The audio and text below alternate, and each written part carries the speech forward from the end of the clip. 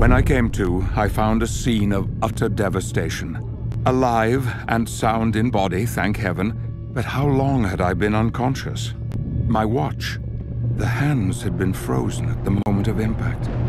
I no longer had any sense of time.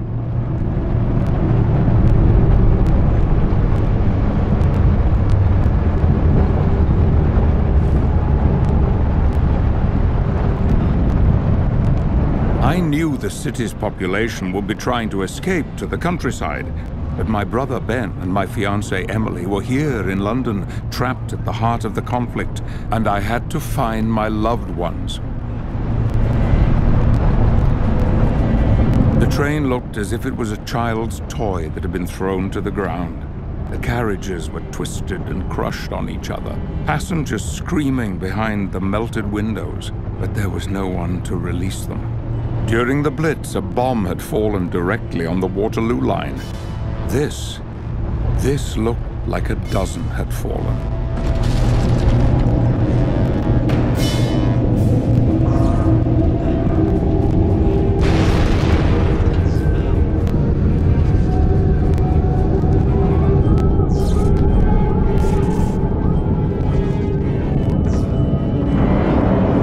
People were calling for help, desperate for a doctor, a leader, someone who could save them.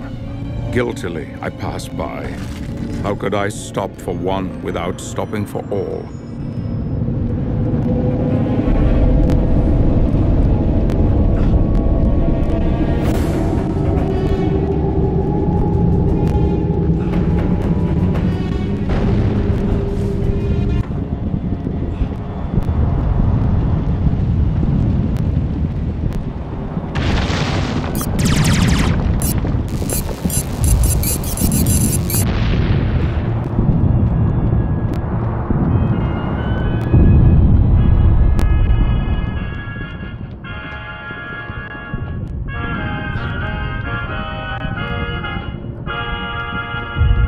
After the nightmarish chaos of the devastated streets, the gloom of the warehouse felt oddly safe.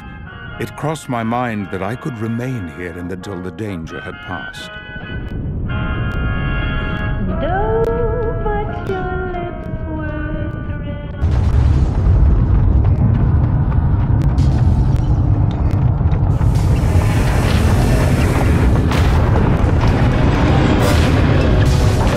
The great thump of their mechanical legs smashing down behind me. I knew if I dared to turn around, my legs would fail and I would be lost. We were being herded by the machines, and we couldn't outrun them, only find new places to hide. Around me, others fell and were lost. One misstep would mean the end.